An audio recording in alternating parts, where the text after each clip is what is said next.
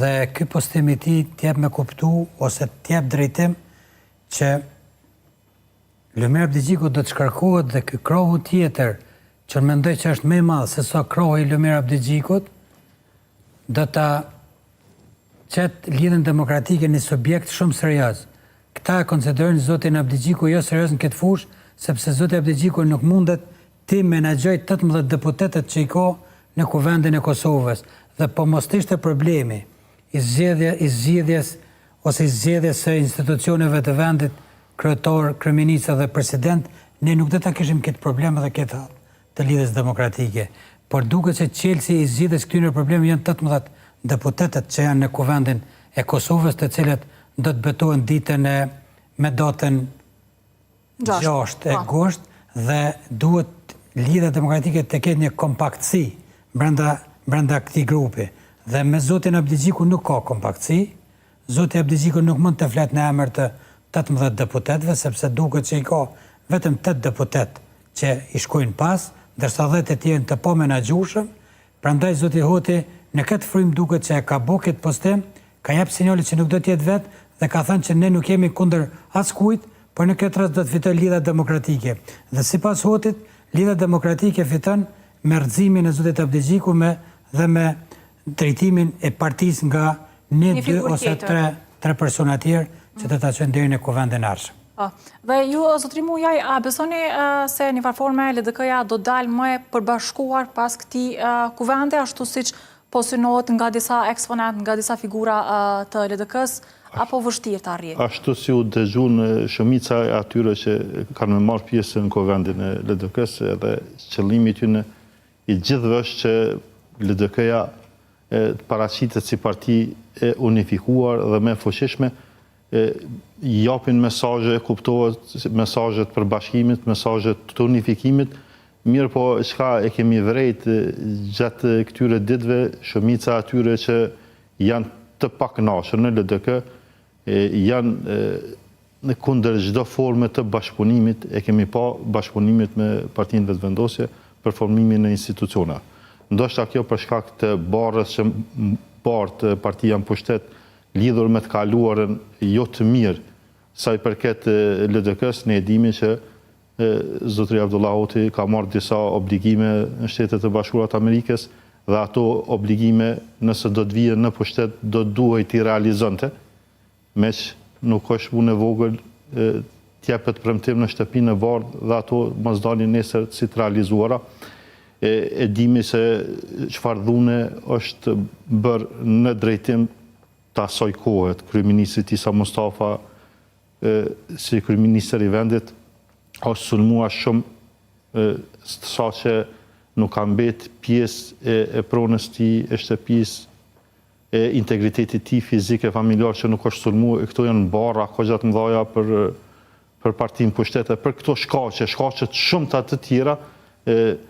Realisht është edhe presion i të pakënaqurve që mos të vazhdohet me negociata me Partinë Pushtet për formimin e institucioneve në tabë. Sadiko, sa e vështirë do t'jetë që LDK-ja ta ketë një qëndrim të njëjtë, pra unifikues edhe në raport me një koalicion ose jo me lëvizjen vetëvendosje, sepse eksponentë ndryshëm, figurat ndryshme të LDK-s edhe në këtë kuvend po hyjnë me këtë qëndrim. Atëherë kemi Abdullah Hotin duke u deklaruar, e ndjekim fillimisht dhe kthehemi sërish në studio.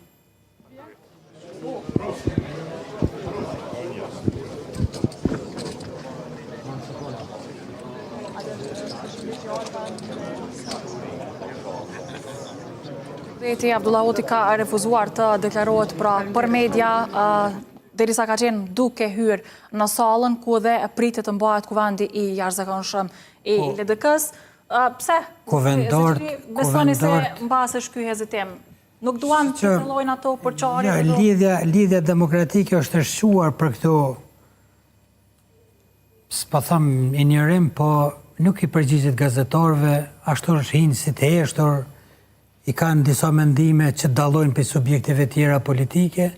Por mendoj që këta nënshkrust, kuvendorët nënshkrus, që kanë kërkuar rrëzimin e zotit Abdixhiku, është dorë që krahas rrëzimit të tij të mendojnë edhe për një lider tjetër, një pres tjetër Pa ta mendojnë edhe një opcion tjetër nëse duan shkarkimin. Qytetori jo ata votues të LDK-s, por edhe votues të LDK-s është dashur të njoftuar qysh herët që ata mendojnë që me rrëzimin e zotit Abdigjiku do të vinë kryt të LDK-s një person tjetër, një figurë tjetër që mund të bind votuesin, delegatin, qytetorin prej Dragoshit atje deri në Podujevë ose prej Honit të Lezit deri në Stokë, se nëse rrezohet Abdigjiku, atër këtë do tjetë drejtuesi i partisë. Pra këta mendoj që kanë gabu, që nuk e kanë qitë një emër të përveçëm, një alternativë. Ai mund të ndroj ose do të ketë qëndrim ndryshe nga Abdigjiku. Për ta kanë shku vetëm për hekim Abdigjiku. Po okej, u hek Abdigjiku. Çka do të ndodhë tash pas largimit të Abdigjikut? Kush do ta merr drejtimin? Ne përshihet që ka 2 ose 3 emra që po përflitet, megjithatë është dashur që ata këta 2 ose 3 emra të bëjnë atë marketingun për vete, të bindin ata kuvendor 354, 5... A besoni se një gjë tjetër ka mundur të bëhet në heshtje, larg syve? Jo, ajo është bon, sepse kemi 2 figura ose një figurë që është mesdheshme, që është kryetari aktual i kryeqytetit, është përpara Roma, një djalë i ri, që vetë Abdigjiku e ka sjell nga Londra dhe ka bërë kryetar të kryeqytetit. Dihet që ai nuk është bërë vetëm me votat e Lidhjes Demokratike, është bërë edhe me votat e qytetarëve të pakënaqur me lëvizjen vetëvendose dhe subjekte të tjera. Por ai e ka sjell vetë dhe në LDK pothuajse çdo herë ka ndodhur një kryetar partie që e ka ngrit një person të caktuar. Zoti Fatmir Sedeu e ka ngrit Isa Mustafën, e ka bërë kandidat për kryetar të kryeqytetit.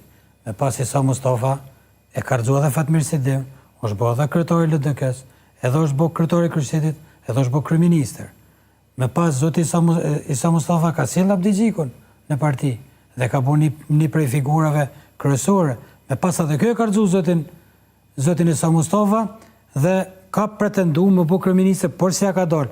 Tani kjo e ka sjell zotin Roma dhe mendoj që sot njerëzit që mendojnë e mbështesin përpara Romën si alternativë të vetme, sepse mund të jetë edhe Lutfi Aziri, por si alternativë të fuqishme që i del karshi lëvizjes vetëvendosje është përpara Roma, dhe unë mendoj që sot përpara Roma do të argjon kryetarin e vet, zotin Abdigjiku. Kështu besoni?